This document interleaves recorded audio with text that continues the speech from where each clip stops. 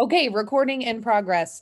Like I said, good morning. Welcome to the Producers Club with myself and seasoned commercial agent Jason DuFault. He's going to be joining us. Just in case you guys missed it, I'm going to start out every Friday with a fun little question. If anyone has the answer or would like to guess, please type in the chat. I thought this one was really interesting. I heard it actually on the radio this morning. So if you guys type it in the chat, I know it's a good one. So anyways, let me stop share again. Like I said, we have the wonderful, glorious Jason DuFault with us this morning. Jason, thank you so much for joining me and taking the time out to share with everyone this morning. Hey, thanks for having me. I appreciate it. I always like this stuff, so it's great. Good. I know you're always great. So Jason's a producer. He heads up the commercial department here in Keller Williams Coastal. He's also a ALC member and just a genuine good guy. So Jason, introduce yourself a little bit and tell us, what's your relationship with real estate? Well, I am a father of 4 kids, right? I'm a Christian, and I'm just kind of a dude, right? I like to do outdoor activities, and when you have kids, you just kind of do what your kids do. So that's what I've been doing for the last 20 some odd years. And my relationship with real estate, which really doesn't define me, but it's kind of a love-hate thing. I mean, you got to be a little bit insane, you got to be a little bit disciplined, but you got to love it. And my relationship with real estate has always been that way. And it's the only thing that I ever came to, like in those that career stuff in college, as I was doing things in life, that ever came to me naturally, that I totally got it, and didn't really need much to get going. So it's a love hate. I hate it, I love it, I love it, I hate it, but I love it more than I hate it. Mm-hmm. Like today I'll hate it because I'm putting out fires and I'm gonna kill somebody. See, okay. Isn't that the way it always is? But that's the thing about the real estate industry, right? It ebbs and flows. I mean, I'm sure commercials that way. Talk a little bit about commercial. Like, how did you get started? How did you turn that? Most people don't start out in commercial real estate, or did you? I mean, was that something you did right out the gate? Well, my mom owned a barley ranch up in Paso Robles when I was a kid. And when she got divorced, they owned it together for a long, long time. And in 1997, it was time to sell. It was 350 acres of ranch land, barley land in Paso Robles. And I didn't have a license, but I was a hell of a marketer. So I looked up a great guy out in Paso Robles, met him, and we decided together that we would market this thing. And I wrote an ad for it in a French magazine and over in France, and lo and behold, the guy from France brought over his stuff, bought it, put his plants in the ground, and has owned it ever since. And that was my first non-licensed transaction in commercial real estate, and got into a little bit of lending and then came back to it a little bit later. Mm-hmm. That's awesome. What a neat story. So really, you did kind of get started in commercial. I think that's really rare. So talk to me a little bit about those that are interested in that field, wanting to learn more. What is the process? Like, what are some things they could do or prepare themselves with? Well, I think one thing would be to interview the best in the business. So go on a bunch of job interviews and interview the best in the business that are looking to add to their teams. Ask them lots of questions, all the questions that you don't want to know answers to that you need to know. What does it take? Find out from everybody and get a list of what's in common with all of the answers you get from those people. And I would say interview the top 5 people in your area that are doing commercial real estate, and people that have disciplines from industrial to multifamily to whatever it may be, because whatever you think your career is going to look like in commercial real estate, it won't be that. It'll be something else. So you need to know all the disciplines and the answers to that, because eventually you'll focus in on something that will make sense to you over time.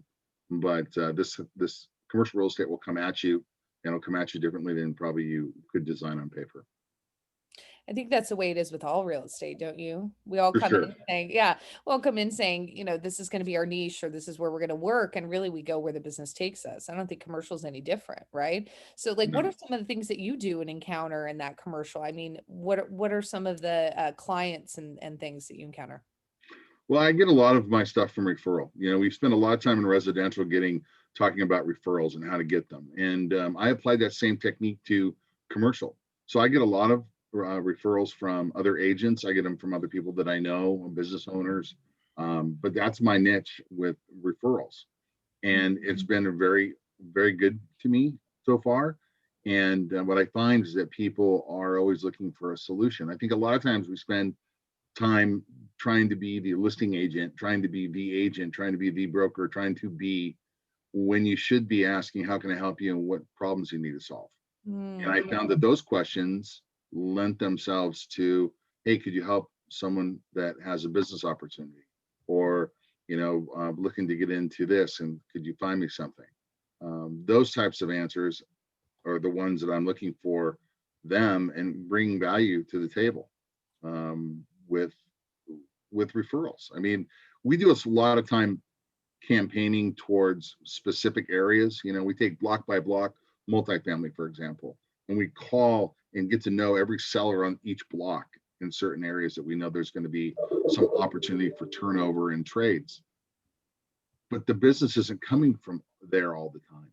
And there's a lot of competition that way. So how do you offset that? You offset it by getting referrals. I mean, I think I can't predict what's going to happen in the future, but what I do know where my business is going to come from is my 10 marketing channels that I have going every single day of the week. And I'm constantly measuring and testing these marketing channels to see if they're effective and bringing me business. And if they're not, I find another one. I think that's where my business is going to come from in the future, is my disciplined approach to how many different marketing channels I'm going to have, which I try to keep 10 at all times, and then keep measuring and testing them at all times. And that's where the business comes from. People are always asking me, where are you going to get business if everything goes to, crap in a handbasket? Well, we'll just keep measuring and we'll keep testing and we'll keep marketing and we'll find a way to find the business that's out there. Jason, you used really important words, measuring and testing your marketing channels. What does that look like to you? Can you elaborate that a little bit more? Like, how do you measure and how do you test those things? Well, like there's basically when we get business in the door, where does it come from? And then we kind of reevaluate, are we getting any business from that marketing channel? Has there been any business whatsoever? And we set the bar pretty low. So we're not looking to hit it out of the park with every single one, but we know with at least 10, we know that some business will be coming through the door. And then we just evaluate whether it's effective during that time. It's kind of like, is it effective because it's not effective because it's passe, or time is gone. We're not marketing towards REOs right now. If I had a marketing channel for REOs, that wouldn't be very effective right now. So we would toss that out and fill it with something else. Something that was more sensitive to the time that we're in, because I think many said it best. I like this a lot. It took a lot of angst off my shoulders, is that we follow trends more than ever and look at the trends to see where we've been. That way we know 100% where we've been. Then we look at the trends over 10 years and get an idea of maybe where we best could fit our time, and that helps quite a bit. The numbers don't lie. That's what I love about it. Numbers are powerful. I think when we look at all of those things, we can start to gamify it, right? We can start to turn it in to a process, a measurable distance when we're looking at our marketing abilities and our marketing channels. Monty asked, and I'm curious as well, what are some of your 10 marketing channels that you're talking about? Well, obviously we've got this whole social media thing rocking, and because I'm not a real tech guy, I've learned to be more techie. And, we do commercials, we do real stories on Facebook. We do a lot of LinkedIn stuff. So I've got someone who's on LinkedIn, developing relationships with people that I want to do business with. So I find those people. We also know with the data that one of the things that we use is in residential, you don't have it. Maybe Ramin, I think, is the only equivalent to the data that we get in commercial, where we know there's a high potential for this particular asset to sell in the next, say, 6 months, more than others. Maybe it's like a 66 or 70% chance. So we gather that data and we market to those people directly. And we do it through Sometimes we do it through direct mail, FedEx. Those are real direct marketing channels. And then we try to get out to other places where people are. So we go for referrals. We go to other brokerages. Okay, we have referrals that way. We also get for business associations. So we present and we talk and we meet and we network. I'm everywhere all the time. I'm networking with people all the time. And I'm not talking about real estate, but I'm there and I introduce myself. That goes a long way. Does it hit out of the park like that night? No, it's a long game. And I think a lot of people in this business, residential and commercial really, have to be prepared that this is a long game and you've got to have your ducks in a row so you don't cause yourself to have a heart attack doing this job. Have your finances in order. Get a coach. My coach has been the best opportunity for success I've had in my entire life. I went so far as to say that they brought me marketing channels I didn't have. Virtual assistant is another one. So now I've got 2 virtual assistants that are calling on data that are logged into a module on my CRM that are keeping notes as if I was doing the work myself and getting me leads through those cold calls. So that when I'm out doing with my children something or date night with my wife during lunch in the summertime, there's cold calls being made 5 days a week, 4 to 5 hours a day. And the leads that are coming from that. And the cost is not prohibitive. So if you think you can't afford it, you need to ask because it's not as expensive as you think. But you have to measure it too. You have to know that maybe this particular virtual assistant isn't working out as well and you like another one. Those are some of the avenues that we use. I mean, direct marketing we do a lot of, but the referrals, the LinkedIn's been fantastic for networking and getting to know people. And I would say that once you ask someone to get in, like here's a helpful hint. Once you ask to get in someone's network and you ask them a question about real estate or something along those lines, and they respond, then it's time. Remember, it's about getting the appointment. It's always about getting the appointment. It's not about, oh, great, whatever you think it is. And then like in LinkedIn, we know that it's the second response. Once you get the second response of any sort to your question that you ask them about real estate or how you could help them or something to that effect, you have to book the appointment, whether it's a Zoom, whether it's on the phone. But that's your job, is to get on the phone, make the appointment with them. And that's where we've been successful with that. And I would tell you that once I started that with LinkedIn, I eliminated all of the realtors, by the way. And LinkedIn automatically thinks I should be friends with on LinkedIn, which is amazing. And I went back and sorted through the ones I wanted to be hooked up with. And I grew from like 500 contacts, and I think I'm up to like 4,500.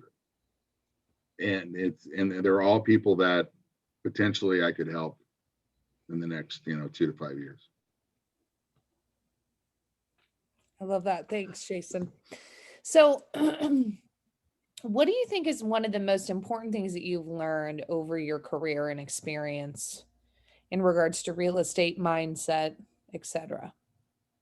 Well, I've always been driven, right? So I didn't have to learn, about. But what I did have to learn is that I'm not alone. I think I thought I was supposed to do this all by myself.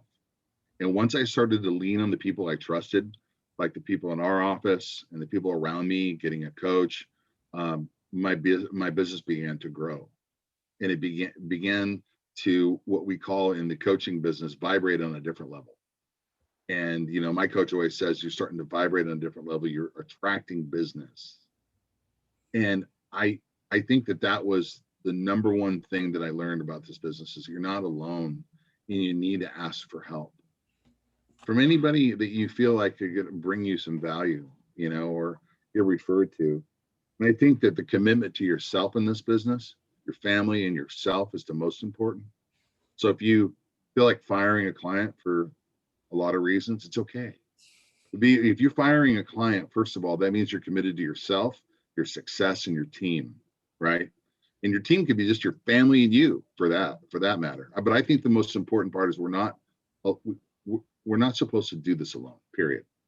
You're not alone, but you're not supposed to do this alone. And I think that's what a lot of people do. They get their license and they come into the offices, and then they go home and they feel isolated and they feel like, what am I supposed to do now? I remember in residential thinking, where do I get these people's phone numbers? How do I get in touch with these people? Right. I mean, I know what I can do, but how do I find them? Right. And I didn't like door knocking. So that was out. So I was like, how do I do that? So you have to start asking questions and leaning on people, or, just asking dumb questions, which is the best part, I think. And I think also that I think you need to track your expenses. Mm. I don't know if anyone has ever done that for themselves, but I can tell you that to be sitting in this chair right here, right now, on an annualized basis, without doing anything, it cost me over $30,000 a year. And that's conservative. And I know I'm leaving some stuff out because I ran into some dumbass expense last night, and I'm like, oh my God. And not that I don't look at them for my tax reasons and so forth, but looking at my P&Ls monthly and looking at my bank statements and my balance every morning, and go, okay, what am I going to do to make $150,000 in the next 6 months? Mm-hmm. So, and it takes time. Mm-hmm. Be prepared not to make some money for a while. Mm-hmm. That's the deal. Yeah. And sometimes, Jason, looking at our P&Ls, just even having a P&L, I think is important, right? Knowing our numbers, but, sometimes those expenses are worth it, right? It's a calculated risk, like in the event of you hiring a VA. I mean, how much leverage does that bring you? I mean, how many hours do you think that you save having that VA, or two, really? Thousands. Yeah. I mean, it's totally worth it. The investment is worth it. I'm just saying that's the reality.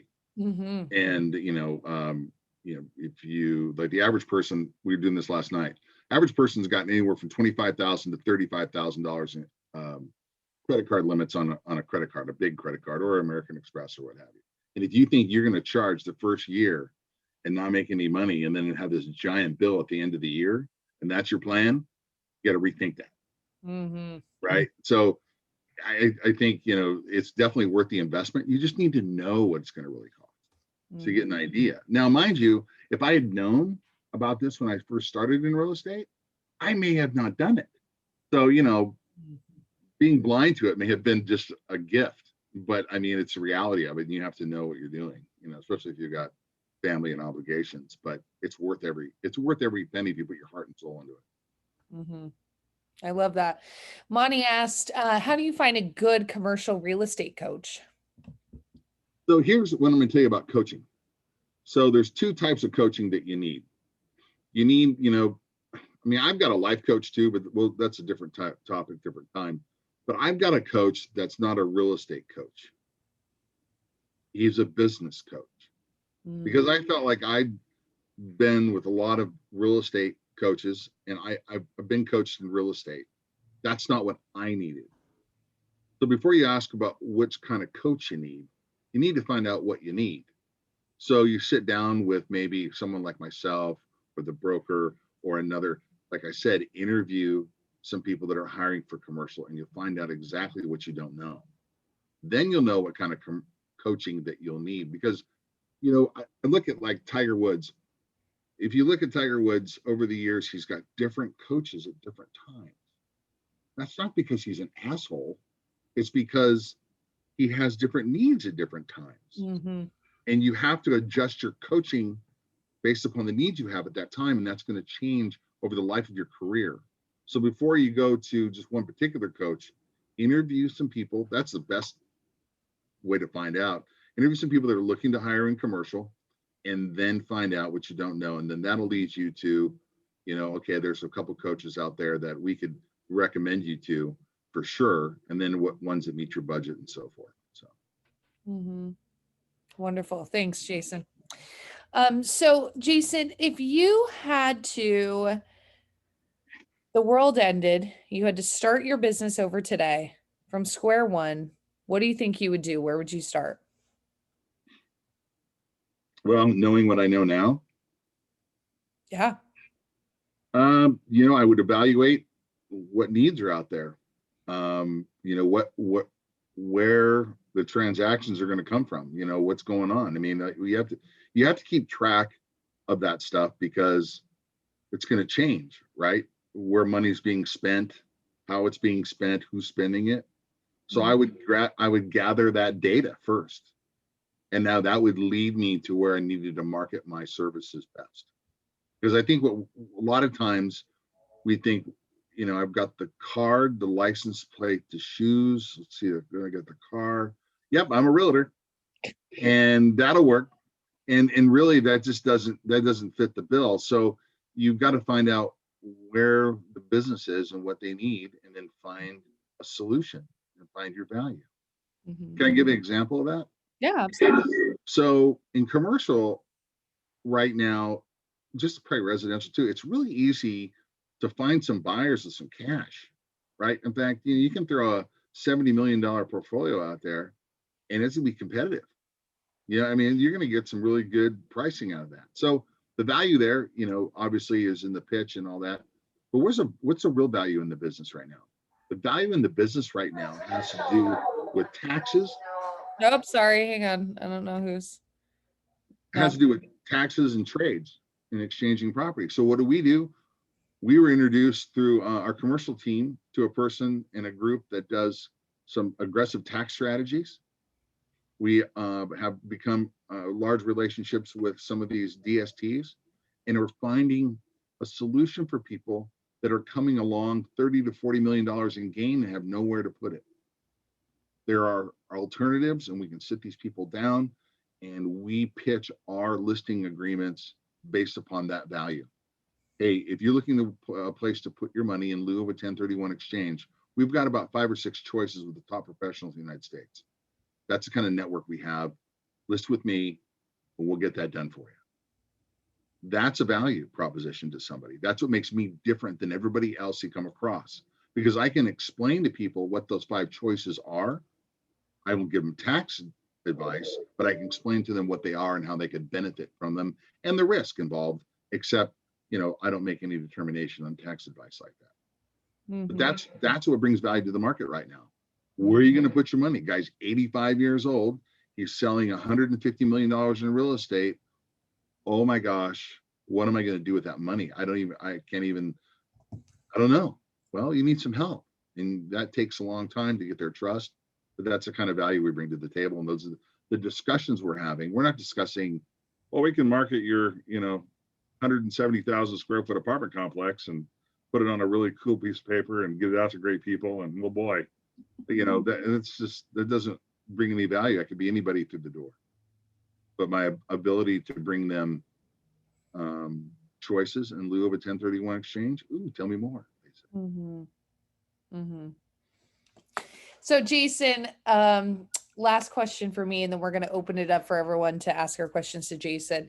Do you have any funny or interesting real estate stories? I was thinking about that. And so, yes, I do. So this was the best ever for me anyway. So I go into this particular transaction, and I had to be at this facility like more than 10 times during the transaction. And which I don't really like to do. Like it's monotonous. So I'm there and doing stuff and blah, blah, blah. And I go into one of the rooms, and there in the room is this bag with wires sticking out of it, right? There's this bag and it's got wires, and I totally freaked out. I like, oh my God, there's a bomb in the building. So I called the police, said we got a bomb in the building. Mind you, there's 150 employees in this place. So I got 150 employees out of the building. My God, you saved our lives. And the bomb squad comes, blah, blah, blah. And I'm like, I'm feeling really good about myself. And, oh boy. Yeah, it was a breast pump. Woman that was breastfeeding and she put in the bag, and it's way back in the office where no one would see it. And it was a breast pump. And there it was. Yeah, hi. My name's Jason. Here you're like, I'm Superman. Here we go. I just saved 150 people. And then this poor woman's probably at that point, she probably is in trouble. She probably needs it. Right. Right. Oh, Lord have mercy. That Oh, was fun. that's a good one, Jason. That's a great one. Oh God, what a way to start off Friday. Okay, awesome. Hey, does anyone have any questions for Jason? Go ahead and unmute yourselves, type in the chat. Anyone? Oh, Michelle, you just unmuted yourself. Oh, and then she remuted. Okay, cool. Anyone have any questions for Jason? No? People are laughing. They're doing all